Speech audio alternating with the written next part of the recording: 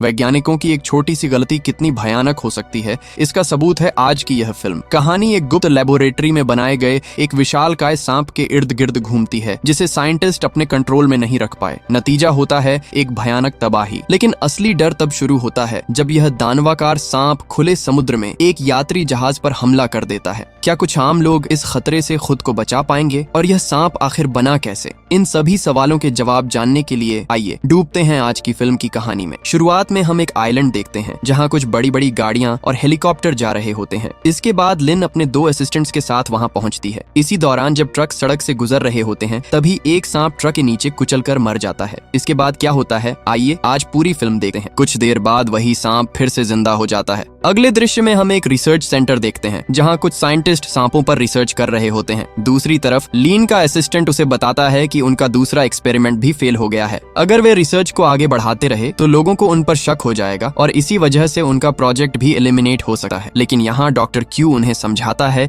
कि अगर एक्सपेरिमेंट बंद हो गया तो उन्हें बहुत बड़ा लॉस झेलना पड़ेगा। बाहर कई साइंटिस्ट ट्रक के अंदर से निकाले गए छोटे छोटे सांपों को एक गहरे गड्ढे में फेंक रहे होते हैं, जहाँ पहले से ही हजारों सांप मौजूद होते हैं। इसके बाद लिन रिसर्च सेंटर के अंदर एक बहुत बड़े सांप को देखती है, जो असल में इसी रिसर्च का नतीजा होता है। ये सांप डॉक्टर क्यू ने ही बनाया था। लिन उन्हें बताती है कि इस एक्सपेरिमेंट के लिए उसने बहुत कुछ किया, लेकिन फिर भी उसे कोई नतीजा नहीं मिला। अब वह अपने लोगों को रिसर्च से जुड़ी सारी इंफॉर्मेशन डिलीट करने का आदेश देती है। साथ ही बाहर गड्ढे में मौजूद सभी सांपों को जलाकर मारने को कहती है। वहाँ कुछ सोल्जर भी होते हैं जो डॉक्टर्स की मदद करते हुए सांपों को जलाने लगते हैं। दूसरी तरफ लिन उस बड़े सांप को विदा कहती है और एक बटन प्रेस करती है। इसके साथ ही उस सांप के शरीर के अंदर कई इंजेक्शन पुश हो जाते हैं। अचानक रिसर्च सेंटर का अलार्म बज उठता है और वह विशाल सांप जोर जोर से चीखने लगता है। उसे देखकर वहाँ मौजूद बाकी सांप भी चीखना शुरू कर देते हैं। कुछ ही देर में वह बड़ा सांप उस ग्लास चेंबर को तोड़ने की कोशिश करने लगता है जिसमें उसे रखा गया था। ये देखकर लिन उस सांप के चेंबर में आग लगा देती है, लेकिन उस विशाल सांप पर इसका कोई असर नहीं होता।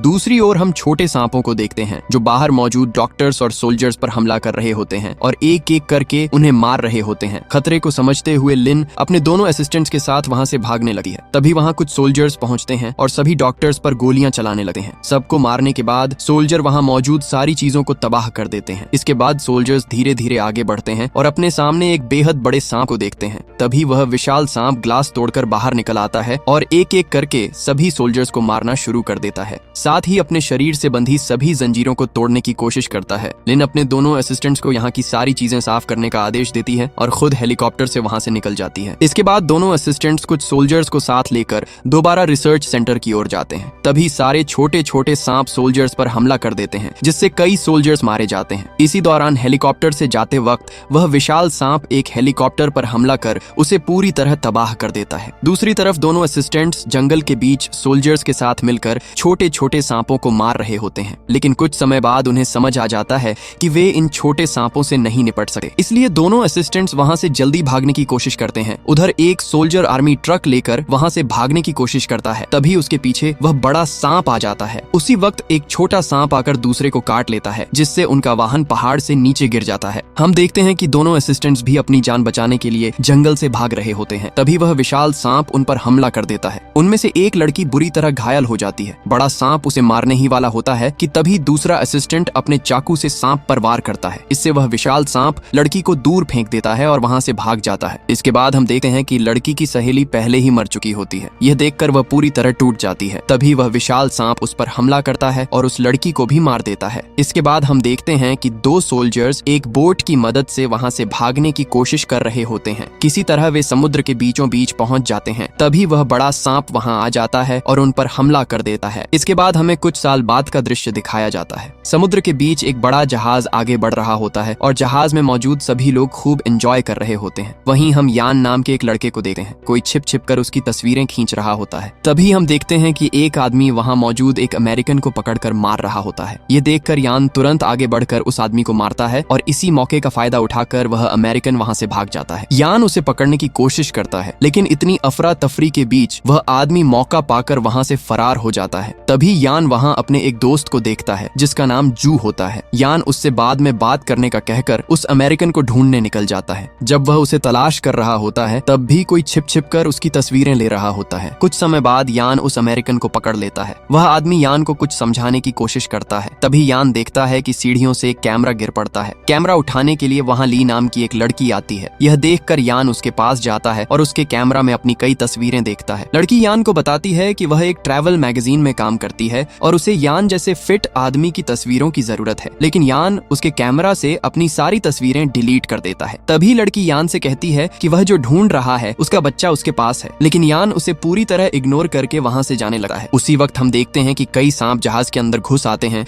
और एक एक करके लोगों को मारने लगते हैं, लेकिन यान को अब तक इस बारे में कुछ भी पता नहीं होता। अचानक उसके सामने कई सांप आ जाते हैं। यह देखकर ली बहुत ज्यादा डर जाती है। इसके बाद यान और ली साथ साथ भागने लगते हैं। भागते भागते वे एक आदमी से पूछते हैं कि यहाँ क्या हो रहा है, लेकिन वह कुछ कह पाता उससे पहले ही एक बड़ा सांप आकर उसे निगल लेता है। ये देखकर यान और ली और भी ज्यादा डर जाते हैं, इसलिए वे वहाँ बचे हुए सभी लोगों को साथ लेकर भागने की कोशिश करते हैं। तभी वह बड़ा सांप फिर उनके सामने आ जाता है। ये देखकर सभी लोग दोबारा दौड़ने लगते हैं। यान एक कुल्हाड़ी की मदद से सारे सांपों को मारता हुआ आगे बढ़ता चला जाता है। आगे बढ़ते हुए यान को कुछ और लोग मिलते हैं। वे सभी मिलकर किसी सेफ जगह पर जाना चाहते होते हैं। तभी उनके बीच मौजूद एक अमीर आदमी खुद को एक VIP रूम में बंद कर लेता है और किसी को भी अंदर आने नहीं देता। बाहर खड़े सभी लोग बहुत ज्यादा डर जाते हैं और उससे बार बार दरवाजा खोलने को कहते हैं। तभी उसी VIP रूम के अंदर कई छोटे छोटे सांप घुस आते हैं और उस आदमी को बेहद डरावने तरीके से मार डालते हैं। उसी वक्त यान और बाकी लोग अपने सामने एक बड़े सांप को आते हुए देखते हैं और अपनी जान बचाने के लिए वहाँ से भागने लगते हैं। वहीं एक बुजुर्ग आदमी एक छोटी बच्ची को लेकर कहीं छिप जाता है। दूसरी तरफ यान और उसके साथ के लोग इंजन रूम में पहुंच जाते हैं। यान सभी से कहता है कि सांप केवल आवाज के जरिए ही उन्हें ढूंढ पाएंगे, इसलिए वहाँ मौजूद सभी लोग एक एक करके मशीनों के पीछे छिप जाते हैं ताकि उनकी सांसों की आवाज सांप तक न पहुंचे। तभी वह बड़ा सांप उनके सामने आ जाता है, लेकिन कोई भी जरा सी भी आवाज नहीं करता। इसी वजह से वह विशाल सांप वहाँ से चला जाने लगता है। ठीक उसी वक्त उनके बीच मौजूद एक लड़की का फोन बज उठता है। आवाज सुनते ही वह सांप फिर से उनकी तरफ बढ़ने लगता है। यह देखकर सभी लोग दोबारा दौड़ते हुए ऊपर की तरफ भागते हैं। बड़ा सांप उनका पीछा कर रहा होता है। इसी कारण वे सभी फ्रीजिंग रूम में घुस जाते हैं और वहाँ का दरवाजा बंद कर देते हैं। वह विशाल सांप फ्रीजिंग रूम का दरवाजा तोड़ने की कोशिश करता है, लेकिन जब वह दरवाजा नहीं तोड़ पाता तो शांत हो जाता है। तभी यान देखता है कि उनके बीच मौजूद एक लड़के को एक सांप ने काट लिया है।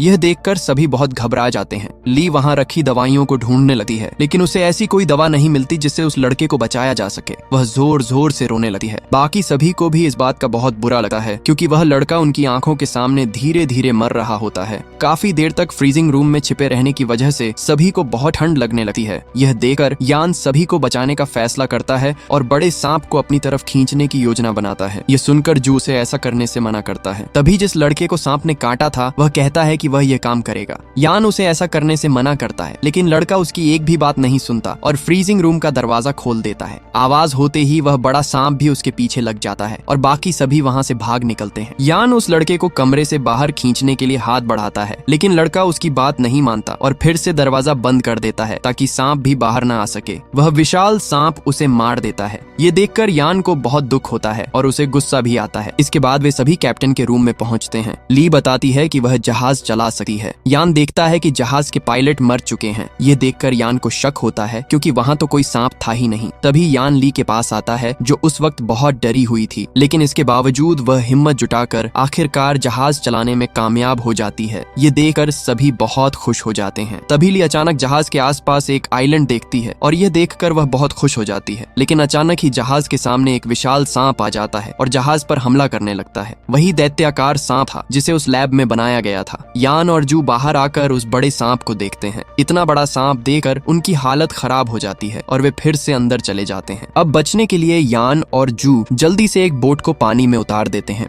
यान जू से कहता है कि वह बाकी सभी को लेकर वहाँ से निकल जाए, लेकिन कोई भी यान को अकेला छोड़कर जाना नहीं चाहता। यान ली से वादा करता है कि वह जरूर वापस आएगा। इसके बाद यान पूरे जहाज में केरोसिन छिड़क देता है। जब बाकी लोग जहाज से दूर चले जाते हैं तब यान वहाँ आग लगा देता है। ये देखकर छोटी बोट में बैठे सभी लोग घबरा घबरा जाते हैं और यान को पुकारने लगे हैं। अपनी आंखों के सामने जहाज को जलते और तबाह होते देखकर वे सभी फूट फूट कर रोने लगे हैं। लेकिन कुछ ही देर बाद दिखाई देता है कि यान उनकी बोट में आ चुका है। ये देखकर वहाँ मौजूद सभी लोग बहुत खुश हो जाते हैं। हालांकि बोट में आते ही यान बेहोश हो जाता है। अगली सुबह जब उसे होश आता है तो वह देखता है कि वे एक आइलैंड के किनारे पहुंच चुके हैं। तब वह सभी को जगाता है और अब वे सभी वहां से आगे की ओर बढ़ने लगे हैं। तभी यान वहां कुछ आवाजें सुनता है और सभी को सतर्क कर देता है। चलते चलते अचानक एक लड़की गिर जाती है और उसके हाथ से खून निकलने लगता है। अचानक वे पत्थर एक क्रीचर में बदल जाते हैं और फिर वह क्रीचर एक आदमी पर हमला कर देता है। ये देखकर यान समझ जाता है कि ये क्रीचर दरअसल खून देखते ही हमला करते हैं। इसी वजह से वह सभी को बहुत धीरे और सावधानी से चलने को कहता है। इसके बाद चलते चलते वे लोग एक कैंप में पहुंच जाते हैं, लेकिन सभी अब भी डरे हुए होते हैं। वहां उन्हें कुछ गन्स और बॉम्ब मिलते हैं। वह अमेरिकन आदमी एक वॉकी टॉकी भी ढूंढ लेता है। यान वॉकी टॉकी के जरिए मदद बुलाने की कोशिश करता है, लेकिन उसे किसी भी तरह का सिग्नल नहीं मिलता। इसके बाद वे वहां मिले हथियारों के साथ आगे बढ़ते हैं। थोड़ी दूर जाने के बाद यान को लगता है कि उनके आसपास कुछ मौजूद है, इसलिए वह सभी को बेहद सावधानी से चलने को कहता है। तभी उनमें से एक आदमी पानी पीते पीते ऊपर की ओर देखता है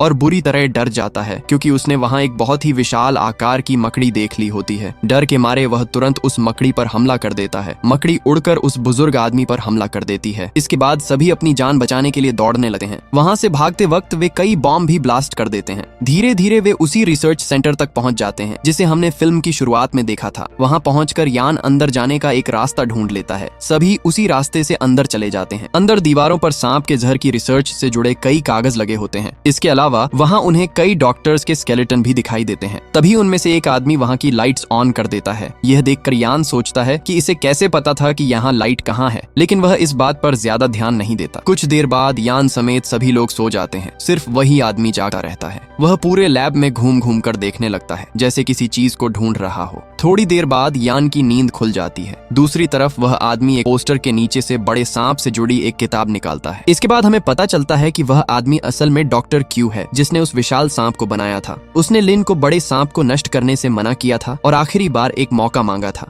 लेकिन क्योंकि लिन अपना डिसीजन पहले ही फाइनल कर चुकी थी, इसलिए उसने किसी की भी बात नहीं सुनी। इसी वक्त उसका एक असिस्टेंट डॉक्टर क्यू पर चाकू से हमला कर देता है और इतने सालों बाद यह साफ हो जाता है कि डॉक्टर क्यू यहाँ किसी न किसी बड़े मकसद से ही आया था। अब हम यान को देखते हैं जो एक गुफा के अंदर पहुंच चुका होता है। वहाँ उसके सामने वही विशाल सांप मौजूद होता है। सांप को देखकर यान बुरी तरह डर जाता है। बड़ा सांप यान पर हमला करने ही वाला होता है। तभी जू उसके सामने आ जाता है और यान से बाहर निकलने को कहता है। ये देखकर यान गुफा के दरवाजे से बाहर आ जाता है और उसी पल गुफा का दरवाजा बंद हो जाता है। ये देखकर यान फूट फूट कर रोने लगता है, क्योंकि वह समझ जाता है कि शायद जू अब जिंदा नहीं रहा। तभी ली उसके पास आती है और किसी तरह उसे संभाल कर फिर से उस रूम के अंदर ले जाती है। उस वक्त डॉक्टर क्यू भी उनके साथ ही होता है, लेकिन उसकी असली पहचान अभी तक किसी को नहीं पता होती। तभी वॉकी टॉकी से रेस्क्यू टीम की आवाज सुनाई देती है। वे बताते हैं कि वे अगली सुबह तक वहां पहुंच जाएंगे। ये सुनकर सभी लोग नाराज हो जाते हैं, क्योंकि वे इतनी देर तक वहां टिक नहीं सकते। तब यान कहता है कि इस जगह से जाने से पहले उन्हें उस बड़े सांप को मारना होगा और सभी की मौत का बदला लेना होगा। इसके बाद वह सभी को अपनी प्लानिंग समझाता है और सब यान की बात मानकर काम में लग जाते हैं। फिर यान जू को गुड बाय कहता है। उसी दौरान डॉक्टर क्यू यान को मारने के लिए उस पर हमला करता है, लेकिन यान पहले ही भांप लेता है और पलटकर डॉक्टर क्यू पर वार कर उसे घायल कर देता है। इसके बाद डॉक्टर क्यू अपने बारे में सारी सच्चाई बता देता है। तभी वहाँ वह विशाल सांप आ जाता है, जिसे देखकर अमेरिकन आदमी उसका ध्यान भटकाने की कोशिश करता है। इसी बीच डॉक्टर क्यू बताता है कि उसी ने जहाज के पायलट्स को मारा था और वही सबको यहाँ लेकर आया था। और सबसे बड़ी बात यह कि वह उस सांप को मारने नहीं बल्कि उसे बचाने के लिए यहाँ आया था। उसी वक्त यान अपने पीछे उस विशाल सांप को देख लेता है, लेकिन वह कुछ नहीं कहता। कुछ ही पलों में वह बड़ा सांप डॉक्टर क्यू को मार देता है। इसके बाद यान उस विशाल सांप को अपने पीछे पीछे ले जाता है और उसे उन क्रीचर्स के पास ले जाता है जिन्हें हमने आइलैंड की शुरुआत में देखा था। वहाँ पहुंचकर वह खून से भरी एक बोतल फेंकता है। इसकी वजह से वहाँ मौजूद सारे क्रीचर बाहर निकल आते हैं। इसके बाद जब वह विशाल सांप पहाड़ से नीचे गिरता है तो वे सारे क्रीचर उसे खाने लगते हैं